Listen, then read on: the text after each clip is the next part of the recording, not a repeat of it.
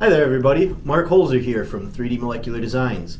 After our Modeling the Molecular World course, you may want to stick around for our 3D printing for the Biosciences Classroom one-day extension.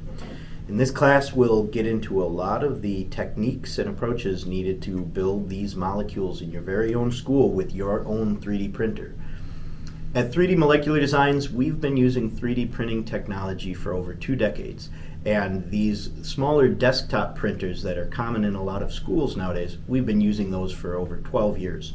We have a pretty good amount of them, we have a lot of experience with them, and we're excited to share our print lab and some of the techniques we've learned with all our teacher friends who attend the course.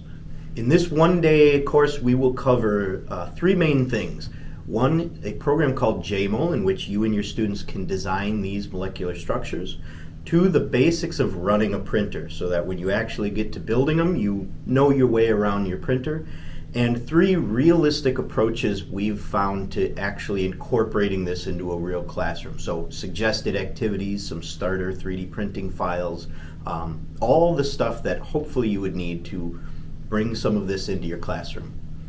At the end of this one-day extension course, you will leave with all the digital materials that we covered during the course, as well as training resources specifically designed for your students to use and access, along with a giveaway model that we will have 3D printed in advance that you can take back as a sample of what these printers can do.